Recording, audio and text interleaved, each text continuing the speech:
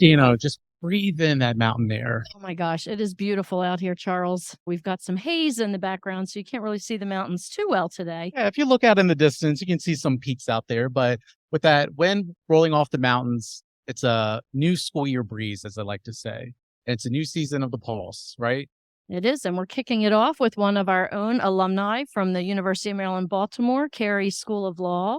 And her name is Carmen Farmer. Carmen works out here, but she actually spent a fair amount of time in Baltimore studying and doing some interesting things on the Eastern Shore. We'll be hearing about that today.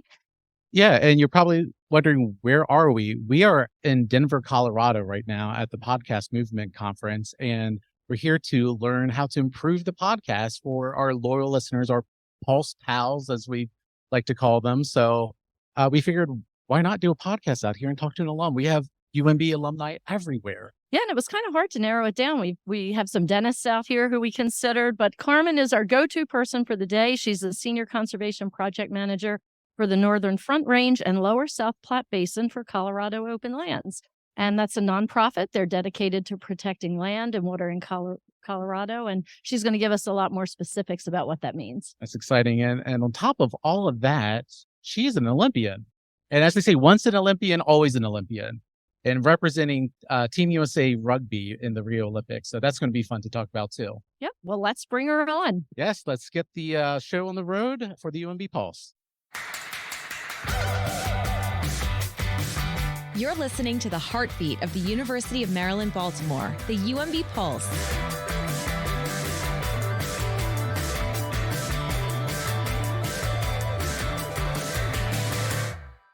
Carmen, thank you for joining us here in Colorado. Yeah, you said you hit a little bit of traffic, so it was a little bit of a drive, but not too bad. No, not too bad at all. Thanks for having me. Welcome to Colorado. You guys have a wonderful view here, obviously, and hopefully you're getting to experience a little bit of it. Absolutely. Yeah, you must enjoy living out here. How long have you been in Colorado? I've been here 7 years. 7 years. And you came out here for work, right? I did, yeah. Initially to work with Colorado Open Lands. I'd been coming out here, though, to train for rugby, and we probably talk about that a little bit more in a bit. Yep. But yeah, I love it. It's home now. The mountains, every weekend, I'm out and about camping, hiking, climbing, skiing in the winter. So yeah. Charles, she's a hard lady to catch up with.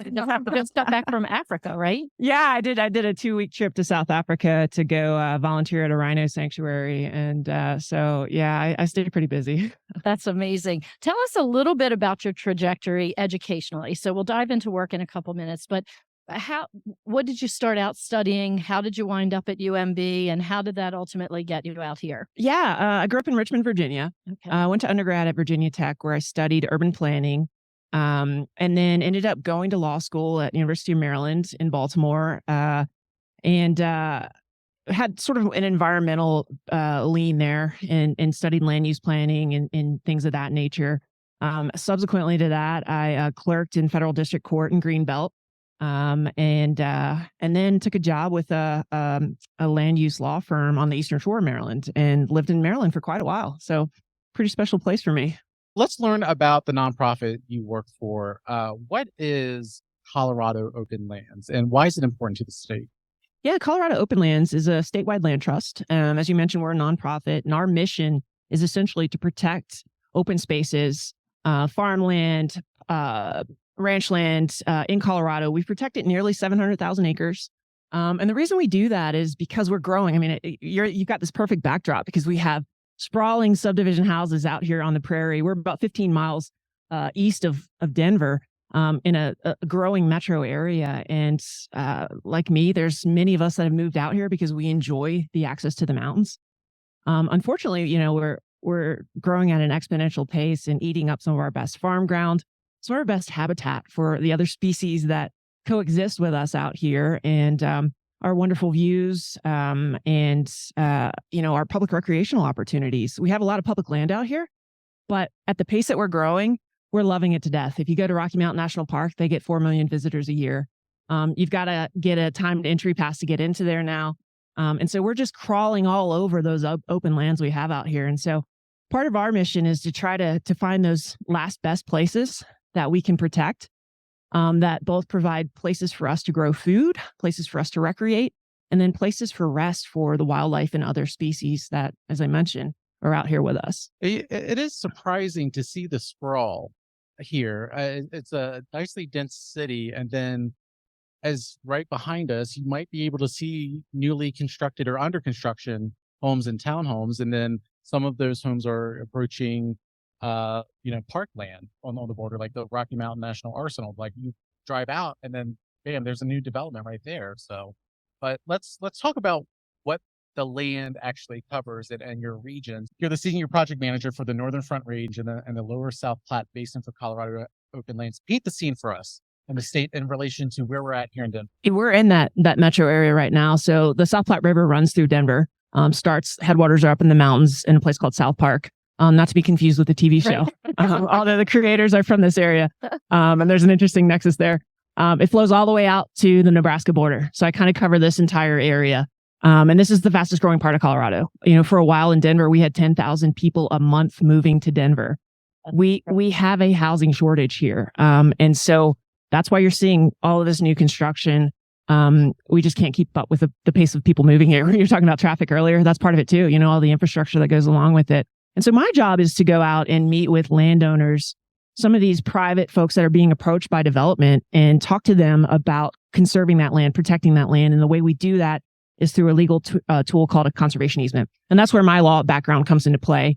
I structure those deals. I work with the landowners. There's some pretty sophisticated tax law that goes into it because there are really robust tax benefits, both on a federal level and then on a state level, that those landowners can avail themselves of if they protect that land. Now, we do this in the context of all this growth. It's not like we just want to go out and prevent growth. That's not the idea. The idea is to try to think about those communities, how they can grow and how they can protect the places that are most important to them, whether that's a riparian area that provides a lot of biodiversity. You have a little lawn mowing action in the background. Yeah. On this nice Kentucky bluegrass out here that's being irrigated with senior water rights. The awkward thing. Yeah. Oh. Yeah, nicely done. Yeah. Very diplomatic. Yeah. We'll leave part of that in, but you were just to reset after our little lawn mowing pause for a second. You were talking about the conservation easements and what that allows people to do. Yeah, and so we use conservation easements to incentivize the protection of land and water rights. Water rights are a whole nother big thing out here. We've only got so much water. You've probably heard about the Colorado River on the other side, on the western slope, facing challenges. And that's because we've over appropriated those water rights. And a lot of those water rights are on irrigated agricultural farms out here. Contrasted to Maryland, where we get 50 to 55 inches of rain a year. Out here, we're getting more like 12 to 14 inches of rain. So you can't grow much without water rights. However, we've got, competing interests. When we build developments, we need water rights for the taps, for the irrigated grass that's at this hotel, all those things. And so there's this tremendous pressure on land and water out here that we're facing right now as we grow. And so what my job is to sit down and think about with the communities, whether it's Denver or Boulder or Fort Collins or any of the Front Range communities in this basin, how you can grow and protect those areas that you want to protect. Do you need more public recreational space that people can walk to? That's a big, access is a big issue out here. Not everybody has a car or can afford to go pay $30 to go into Rocky Mountain National Park. And so we think about places that we protect as pocket parks or places that are in underserved communities where they historically haven't had access to green spaces. Think about COVID. When that went down, everyone went outside. We couldn't go to our traditional places to do the things we did. And so we all went outside, and that was, from a mental health perspective, so important. A lot of these communities don't have access to that. And so when we talk about a community and what they want to protect, maybe it's their rural economy, so they want to protect the farm ground around it. Maybe it's just their growing population, and they want to be able to provide those places for people to just go walk. Or maybe there's a particular species that's endangered in that area, and they're like, look, this is the last stretch of this creek where this cutthroat trout lives. We need to make sure that we protect that area. And so we can build a conservation easement based upon different outcomes. And so that's what we do. It's community-based planning, essentially. Like I mentioned, I had studied urban planning. This was a big thing. Smart growth came out of Maryland. And we did the same thing on the Eastern Shore, where we were trying to protect lands over there as Maryland was growing, right? I mean, you guys are very familiar with that. Yes. And so that's kind of what we're doing here. It feels like you're swimming upstream in many ways, but I like to think that we're putting a little bit of a dent in the universe. And it's not just Colorado. I mean, my organization is, we work within the corners of Colorado, but we're on the Hill in DC right now, working on the Farm Bill and negotiating with our senators and trying to work on farmland protection funding that will not just come to Colorado, but go across the country. Wow. And so it's kind of fun that, even though, I work within the four corners of Colorado, we're doing policy work that stretches across the country. And actually as a model, our state tax credit here, which is transferable, which is a big deal. It means that a landowner does conservation easement, gets a tax credit. They might not have a lot of income tax from a Colorado perspective. They can sell it to Amazon or sell it to Hewlett Packard. And so there's only 5 states that do that, and Colorado was one of the first. And so there are a lot of innovative things that come out of Colorado that get taken by other states and applied in the land conservation space. And so it's kind of exciting that, even though we work within, the state, some of the policies and things that we do kind of have far-reaching effects. That's great to hear. This is my second time in Denver, and the first time coming out here, I was surprised going up to Boulder, just the lengthy walking and exercise trails that run along the highway, and just seeing everybody out there. But the other thing that surprised me was about the water challenges. When someone told me, it's like, this is basically a desert state. And I was like, I wouldn't have guessed that, because you have a lot of grass, and then you have all these, snow from skiing, but like you're tapped out. And to that point, on the other side of the mountains, there are active wildfires, and you're no stranger to wildfires here. And to that end, I think wildfires right now are in the front of a lot of people's mind because of Maui.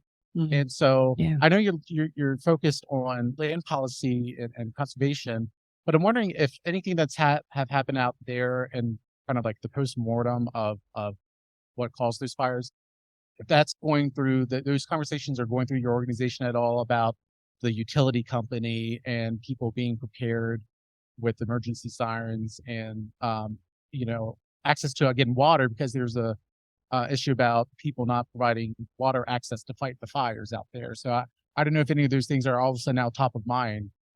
Yeah, I mean, it's one, you sort of, you feel for those people out there. I mean, you don't think about something like that happening in a place like Maui. It's always top of mind here. You all came at a pretty good time. Usually this time of year, there's some fire going on, and it might not be in Colorado, it might be 2 states over.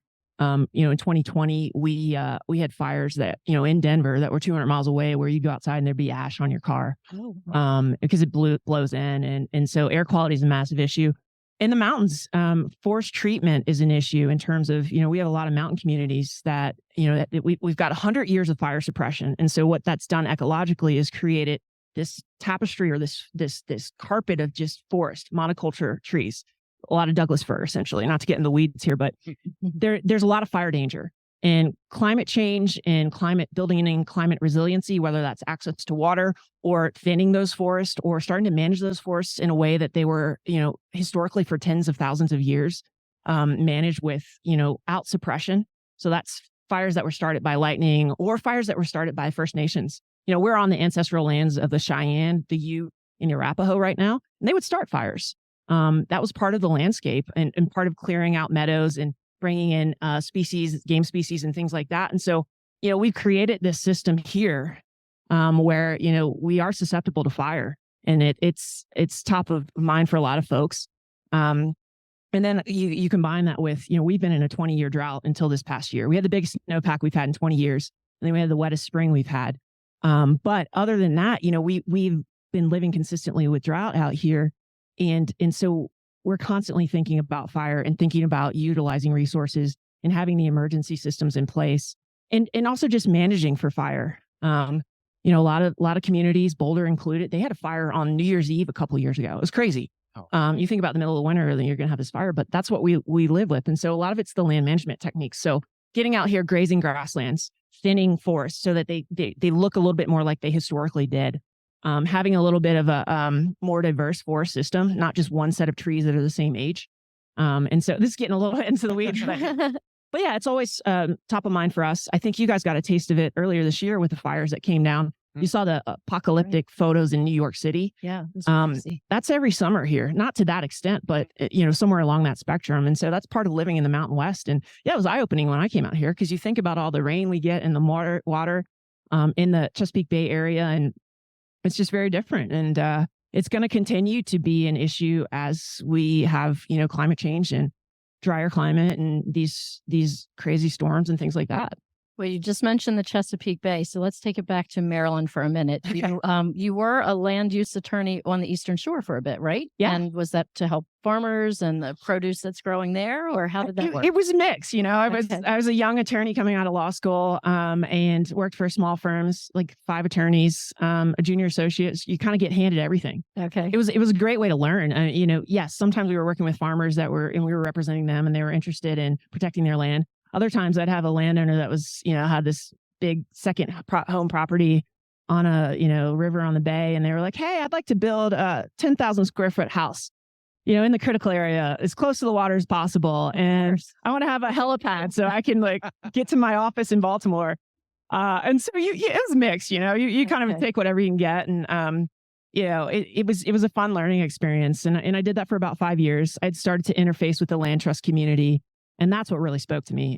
And that's where I, kind of made the conscious decision. Okay, I've cut my teeth in private practice, but I want to do work that's a little bit more meaningful to me. And so then I went over to the Eastern Shore Land Conservancy, which is another nonprofit similar to Colorado Open Lands, but focused on the 6 counties on the Eastern Shore that we worked with in the upper watershed, and loved it.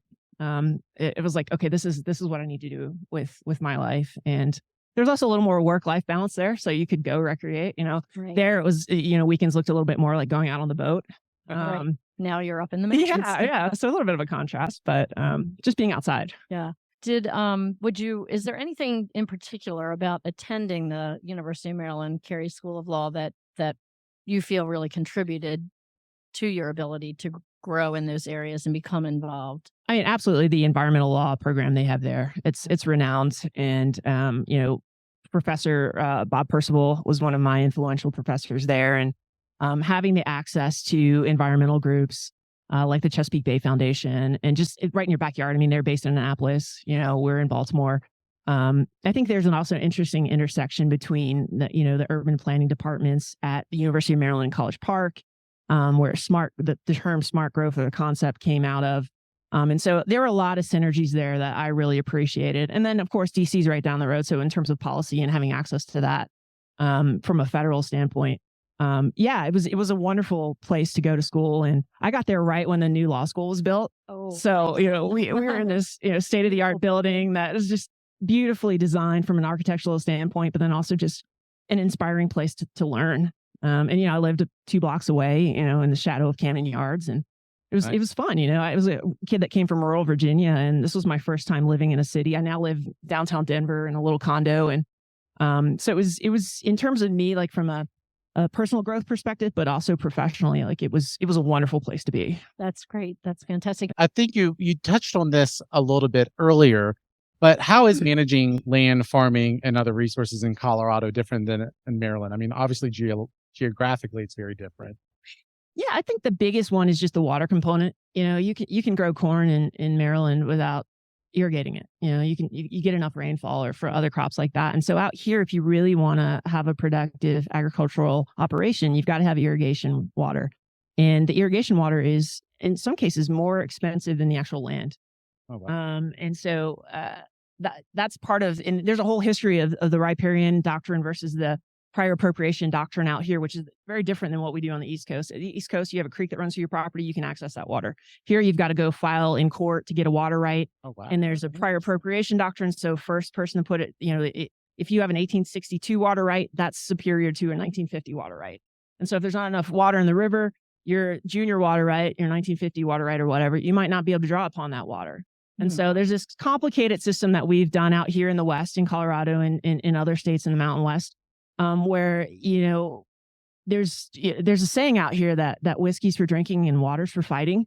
And that's just it, because there were, in the 1870s and stuff. You seemed awfully happy this morning. Had a little whiskey in my cup. No.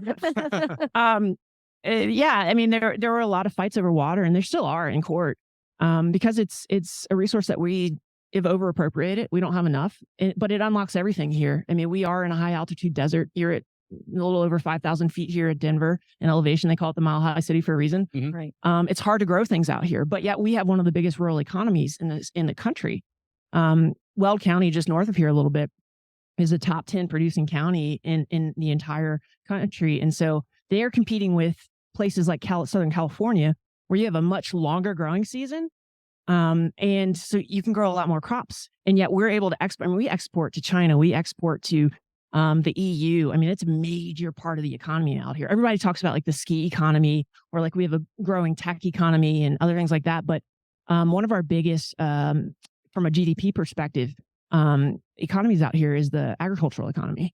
And so, contrasting that back east, it's the water. We wouldn't have that economy if we didn't have the infrastructure in place to store water, to divert water, the ditches and all those kind of things out here, to put it to use. I mean, we wouldn't have this hotel here without the water. Right. So. Do you do anything like Florida with gray water? We do. Yeah. Water? Yeah. That's become a big thing here. Water efficiencies, conservation. We're starting to see communities pay people to take, Kentucky bluegrass out and to do xeriscaping and things of that nature. It's just part of the equation in terms of how we can make that water go a little bit farther. We reuse water multiple times. So there's a saying here that in Denver, when you flush your toilet, it gets used 7 times before it hits the border in Nebraska. And there's some truth to that, because it goes back into the river system. It gets picked up by an irrigator. They put it on their farm. Their crop might consume some of it, but some of it gets, return flows back into the river system or the aquifer. And so it gets picked up multiple times. It seems like water rights is almost as great as rights for gold and prospecting for mining. Yeah, it's getting to that point. Every once in a while you hear about, efforts to, we'll pipe water from the Mississippi, or, Wow. just because it gets to a price point where it's so expensive to acquire water rights because there's only so many of them. It's a commodity, right? And honestly, I wish in law school I'd had access to studying water law. I mean, it was kind of thrown into the deep end when I came out here, because I didn't have any experience in that. And I was like, oh, wow, I need to pick this up quickly. That and the mineral development, that's something we haven't touched upon here. And a part of what we do is trying to figure out, because there's a lot of oil and gas development out here.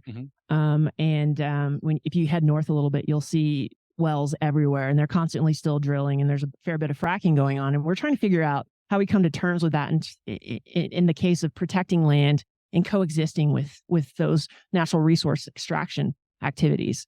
This place was settled because of gold and silver mining. So there's always a history of some sort of extraction, whether it's that or oil and gas or timber, and so trying to figure out how all those multiple different users use the water and the land. It's an interesting place to be. Absolutely. Well, Charles alluded to in the beginning, there's a whole nother side to you. We know you're an outdoorsy kind of person. I think it's really interesting how the Rockies and the Plains intersect here. Tell us how your life intersects with athletics, and specifically rugby. Yeah, I grew up playing sports, basketball. I went to school in undergrad and played softball on a scholarship. And so that was always kind of part of my life. And then I went to law school, and it was kind of like all focused on school. And then after that career, and so there's a 10-year period where I didn't really have any sort of athletic sport component to life. And then when I turned 30, I went on a trip with actually a couple of other University of Maryland grads. A friend of mine, Brianna Strapoli, she's listening. She organized this trip to Africa, to Tanzania, to climb Kilimanjaro. And while we were up there, it was kind of an epiphany. This was also the time where I was transitioning from private practice to the land use field and nonprofit sector. I ran into someone that was on that trip that was from Australia, and they mentioned this rugby thing. And I was like, what, rugby? I'd never really heard of rugby. Yeah. Okay. I mean, it's pretty underground here. And so she was like, you'd probably be pretty good at it. And I was like, I'm kind of trying to reincorporate some level of sport in my life. I'm 30. If I'm going to do that, this is the last chance I'll probably have to do that. So I got home, looked it up. There's a club in Annapolis, Severn River Rugby, a women's club and a men's club. And I'm like, these adults do this? There's an adult league. Oh, yeah. And so I showed up to a practice and was like, whoa, this is cool. This is different. And it kind of escalated into this whole thing. I played a season with them. We went to nationals. There's a national championship every year. And there were USA scouts there. And they approached me afterwards, after we had just actually lost a national championship game. And so, we're all having beers and just sort of trying to relax. He's like, what do you think about your rugby career? I'm like, what?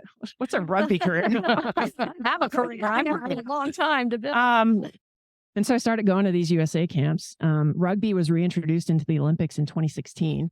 And it was sort of like, wow, this could be a thing. And it ended up really becoming a thing. My parents laughed. They were like, this is a cute little hobby you have. Is this a midlife crisis thing? So I started going to camps, actually out here in Colorado initially.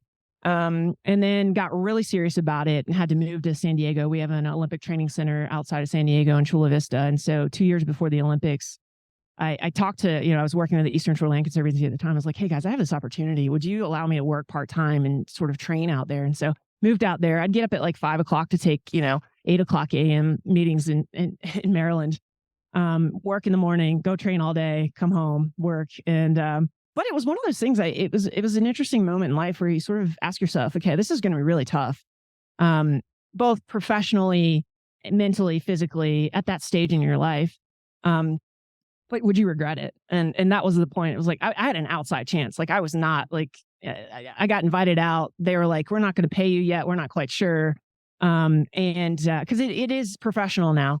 But I was like, I'm going to take a chance. I can do it for 2 years. And it somehow worked out. I ended up getting picked in 2016 to go to Rio, which was another amazing experience, something I never would have thought would happen. So we're 7 years removed from that now. But it's kind of interesting to look back on. Sometimes I'm like, did that really happen?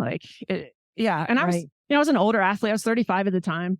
I remember distinctly in the athlete village one time I got on the elevator because we have a USA building. It's hundreds of us that are there. I mean, we're the largest contingent that goes. And, I got on the elevator and these coaches were like, what sport do you coach? Thanks, bud. I was like, I'm actually here to compete. Yeah. The average age is like, there's a bunch of like 22-year-olds running around. Right. This is all they do. They just train. Right. But it gave me this really interesting perspective because, I have my professional life and it's such a mental game in terms of like getting to that point, like competing once every 4 years, right? Like, and just like we had sports psychologists and folks that helped us think about that and deal with the pressure and all that stuff. But I was kind of like, this is just icing on top of the cake. Like I had no expectation to be here initially. Like, and so it gave me this sort of nice little armor where I was like, oh, I don't care. Like I've got my day job I'm going back to. Like I love what I do. Like my passion is in my work. This is another dimension of my life that's wonderful. But so it was an interesting place to be in.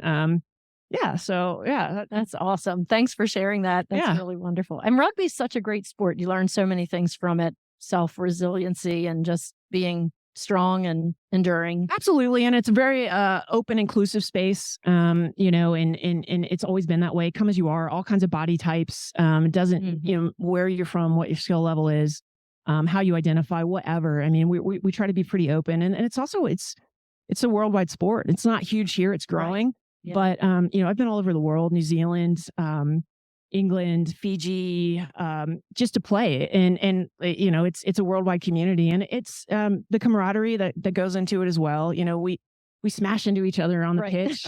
And then afterwards, you host the other team, you do a dinner, you have drinks. And so it was very different than some of the other sports that I played. I really appreciate that about it and have friends all over the world because of that. That's amazing. You mentioned that it's growing, and I feel like it's to the point now, especially in the last year or so, where it's going beyond that Olympic cycle, and you're seeing more of it, especially on the East Coast. It's getting televised more, which is huge to get that exposure. I was looking up, I was like, well, I wonder if there's any teams around here. It's like, wow, you not only have a team, you have a women's team, the Colorado Gray Wolves, who are 3-time champions. Yeah, I played on that team. Really? Yeah, it is. And I think the biggest thing that's starting to happen is you're seeing varsity programs in colleges. And that for the longest time, it was a club sport. And so you didn't have scholarship opportunities. You didn't have the funding that was going into it like other traditional NCAA sports. And so that's going to be the point that really pivots it, I think. Like it's still like we're competitive on the world stage to a certain extent. In the Olympics, we took 5th place. We didn't medal, unfortunately. But it's going to take, I think, that investment both at the youth level, but really in my mind at the NCAA level, because that legitimizes it from a parent's perspective. Mm-hmm. So like if I'm a 16-year-old kid and I'm like, hey mom, I want to go to college and play a sport, they're probably going to like be more interested if it's a sport like soccer or something where you can get a scholarship as opposed to a more obscure sport. And so I think that'll really be the trigger point where we'll start to see it grow tremendously in the next few years. Yeah, there is a DC team, Old Glory. Yeah. People can see it back home in Virginia and Leesburg. And I saw that some Australian teams are actually coming over to play some games in Las Vegas to get more exposure too. So, they're all in to grow the sport. And now we have the, Olympics returning to Paris in 2024 next year. So are you going to try to keep up with Team USA or even think about flying out there to watch? Yeah, definitely keep up. I still know a few of the folks on both the men's and the women's teams, and they both have qualified, which is amazing. I don't know if I'll make it out. I went to New Zealand to watch the Rugby World Cup last year, which was quite an experience because we also have a world, much like the Soccer World Cup, the Women's Soccer World Cup that just went on. We do the same thing too with rugby. We'll see. I don't know. It's going to an Olympics as a spectator is pretty special too. After we were finished playing, I got to stick around and just go see different events. That's fun. And I mean, it's such an interesting event. I mean, the world's eyes are literally on it, and it's not just a niche sport. It's all the different sports, right? And so it's pretty cool to see all these different countries convene. And even as an athlete, we all have one dining hall center, and seeing all the different countries come together, and we're all literally breaking bread in the same room, and the different countries that, sometimes from a political perspective, we're not always getting along. But from an athlete's perspective, we connect on that. We're like, oh, you went through the same struggles I went through to get here. Yeah. And you're a person just like me. And so there is something beautiful. There's a lot of things that are wrong with the Olympics in terms of infrastructure and other things like that. But there are a lot of really nice, beautiful things about it too that I think, Sure. I get excited when it comes around every 4 years. Maybe we should put a few of the politicians in a rugby game, and then we'll see what they really got it. Yeah. Yeah. I was going to say, it's probably nice to have those experiences in the dining hall, because I'm sure you might have been awestruck. I don't know if there was any other Olympian athlete that you're like, Michael Phelps, is that you? Oh, yeah. Or something like that? We got a photo with Michael Phelps, and I was like, hey, I live in Maryland. Right. He was like, what part? I mean, there's actually, before the opening ceremonies, there's a big get together. It's almost like a meet and greet between all the athletes. And so everyone's getting selfies with Serena Williams. And and we all, I saw Michael, and I was like, guys, we got to go get a photo with him. He's basically my next door neighbor. Yeah, totally. Yeah, exactly. He's like, who's this girl? Yeah. It is. I mean, it's pretty otherworldly when you start to see some of those other athletes there. And, most of us are staying in the same building. Some of the teams, like the women's soccer team, they're rock stars. They're staying at some 5-star resort. We didn't run into them actually until we got invited to the White House afterwards. And so we ran into some of those players, and even, us as rugby players, we were like, oh my God, can I get a photo with you? I guess. That's great. Totally starstruck, but it's such an interesting experience. Well, Carmen, thanks for being here today, taking time out of your busy schedule and just sharing some information about your trajectory and how you got where you are. But it's really exciting to hear the personal part mixed in. So we appreciate you sharing that. And thanks for joining the Pulse. Yeah, thanks for having me. Thank you.